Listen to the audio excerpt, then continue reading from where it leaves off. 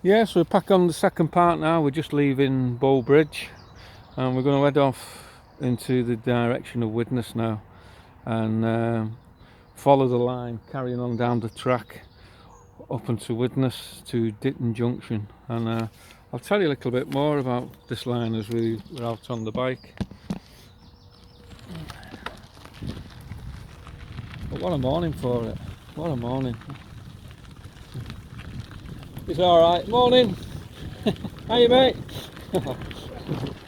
But yeah, this was the line now heading into to Widnes, to Ditton Junction. As you get further down this line now, you start heading out into the sticks. As you can see, what a day for it. What a day for it. And I think before they hit Ditton Junction, I think I might just call off into the garden centre for a nice breakfast. And it's not a Morrison's cafe, so unfortunately I'm not like Tony Redmond getting the free breakfast off his manageress. I'll have to pay for mine, unfortunately. But there you can see Bold Station in the background, and not far from Ditton Junction. You can see it. Morning. You can just see it in the background there, and that's closed now. Bold Power Station. Not Bold on top of my head. Fiddler's Ferry Power Station. Got Bold on the brain this morning. But as you can see, we're still on the line, and you realise how far this line was really. You know how far it took you. A couple more cyclists out this morning, looking good. Morning. No, you're all right, mate. I'll take my time. How you doing? I should be here all day, mate. Oh, yeah, she's lovely. That's the fella on his bike. Oh, morning. There we go. There's, like I say, on a Sunday this is always quite busy for walks. So if you want it a bit peaceful, come midweek, you not see anybody down here. Now I get a bit monotonous now because you're just seeing the same old thing, but whoa. There you go. Like we've seen it at Sutton, where they fenced the line off.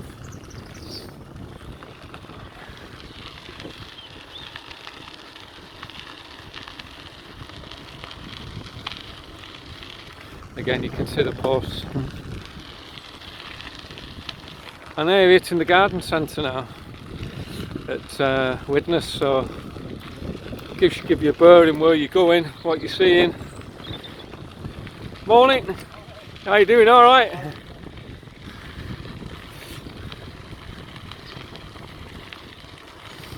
Again, you get lots of walkers here on here. And there's T junction coming up now, you'll see on your right, which can take you right over to the other side. I'll pull up here and show you and give you a bit more history of the line really. Well, there's New Bank Garden Centre at Widnes.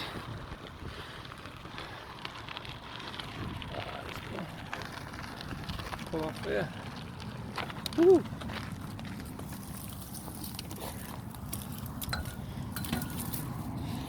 Well, like I say, if you go that way now, that'll take you back over to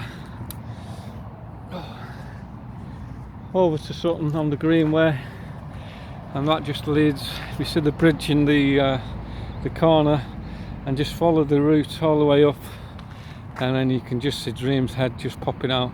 So that gives you an idea of the way you can take it in. Like I said, I did this on foot. You're talking a couple of hours, and I've done it on foot. Just after we had COVID, I was out here quite a lot, getting my fitness back up and stuff. But just follow the line along, that'll take you up to Dream. and tell you a little bit more about the history of this line as well. Something Manor Dream, 1.3 miles, and if you want to go all the way into St Helens town centre, like the walk I did the other day, for me you're talking about 6 miles from Widnes. You know, but what a walk, you know. But yeah, I'll give you a little bit of history while I'm having a minute, having a breather. The old bike's parked up. But yeah, looking down this line, I'll take you, I'll run you from Clockface really. Clockface Bridge that we started this morning, and there used to be a plaque on Clockface Bridge highlighting it, and some bastard nicked it. Typical, innit? Somebody nicked it, so that'll be in somebody's garden. About somebody who does a lot of railway walks and finding old places. And before you ask Charlie Collins, no, it wasn't me, I haven't got it in my back garden. Yeah, so Clockface Station that we went looking at is sadly no longer there. 1845 Clockface Station opened, and 1852 it closed to passengers. That was the last timetable off the top of my head. I'm thinking of the dates now because I kind of again rushed out this morning, but I remember looking this up yesterday, you know. And 1833 the Runcorn Gap, and this is what we're on there. That takes you up to Widnes. So I'm going to keep this going as we get up to Widnes as well. This line was actually lifted in 1987.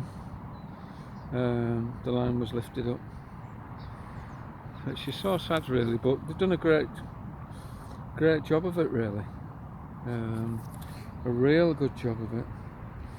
And this line, it was lifted I think in 1987, that was it. I remember it now. Get my story back, because I've not got anything written down today. I'm kind of going off dates off the top of my head, you know. But yeah, the line was lifted in 1987, but it was 1984, 1985 the line shut, and that was after Sutton Manor Collieries. Remember when we come through Dream, we showed you where all the mine shafts were filled in. Yeah, Sutton Manor Collieries shut in 1984, 1985, and if you remember the great miners' strike, you know, Maggie Thatcher, you know, wanted them all closed, and she succeeded, you know. And I know I've mentioned this before, but I'm going to mention it again, because I was a young lad then in my 20s at one of the best stores I've ever worked in, to be honest with you. It's a store I'll never forget. It was Newton Superstore under Harry Taylor and David Dunkley, you know. It's one of the best teams I've ever worked in there. And Harry Taylor as the manager when I was a young lad, you know, you're always not frightened of him, you respected him, that's the word. I was never frightened of Harry Taylor, I respected him. But he just had that presence when he did his shot walk in the morning, and he used to always start on, you know, the front of the store and finish on electrical, you know. And if somebody upset him along the way, and if I don't know how he's going to be watching this, you know, by the time as he got to me on the electrical department, if something was wrong, you couldn't try and hide it. Not that you would with Harry, because you could see right through you, you know. And I always remember Tom Hawley on produce winding him up about something, the produce. I think it was the quality of the fruit. Harry Taylor took a lot of fruit off, and Tom didn't know when to keep his gob shut. I was arguing with Harry about it, and there was only going to be one winner, because Harry was right what he was saying. And Tom come to me and said, watch Harry when he comes, you know, he's just had a right pop at me. But not a pop, he never really had it. No, that's a bit wrong really saying that. Not had a pop at you, he was coaching you, that's the word I'm looking at, you know. And he was right what he was saying. And when he come to us on electrical, what he used to always get us on was dust. If there was dust on the TV screens, and, you know, he hadn't dusted that day, he'd pick up on it, you know. And I always remember Paul Swift saying, it's static dust, Mr. Swift. Mr. Taylor. And I always remember Harry Taylor. I don't care if it's static dust, magic dust, just get it dusted, you know. So I always remember that. And then Harry will remember this as well, when he was sat in his office, and me and Tom were big into the clubs then, on the music, and we used to bring records in and do compilations, and if the volume got turned up a bit, Harry could hear it boom, boom, boom, boom in his office, you know. And next thing you know, your phone will go, and Harry will call you in his office and say, you know, listen to that, you know, get it turned down, you know. So yeah, Newton Superstore. I'm rambling now because when my mind starts going back on dates. Newton Superstore, when the all the miners' strike was on, Parkside Colliery, they were on their arses, all them families in Newton. And I've said this before, I don't know if it was Harry's idea, I'm pretty certain it was a master plan, that they made up food parcels for all the people on strike. And for months of hardship, you know, we kept delivering these food parcels for them and helped them out. And you know what, after the strike, and it, you know, obviously a lot of them lost their jobs and stuff, they never forgot that about Newton Superstore. They always came and shopped with us until it closed, really. They never forgot that. So I'd say that's a Harry Taylor master plan, that that came up with that, and they never forgot it. And the customers that bought electrical appliances off me always supported our store because of that. What a great idea. Because Maggie Thatcher gave them nothing, you know. But again, you start rambling. But that was 1984, 1985 off the top of my head. And that's why this line got closed then, because they used to run, when it was closed for passengers, they used to use the freight going over in that direction to something on a colliery. And obviously when that shut, that was the end of this line, and that's when, you know, money got invested in Dream with the sculpture, and what a cracking job they'd done on it, you know. But London Midland Scottish Railway again was involved in this. My dad's favourite company, and that's why he always had LMS on all his trains at home. You never see anything else, and that's why. But again, you've got me rambling, and I know I ramble on these walks, but you just get involved in the moments and at things that take you back.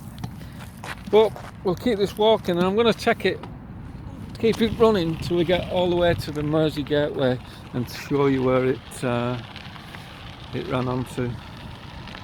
But yeah, what a masterclass from Newton Superstore Harry Taylor, looking after the miners, and he never forgot it. How much money did that put in our tills over the years? And that's why Newton's always dead special to me. And I love going back on nights out. You know, you never get another store like that, ever.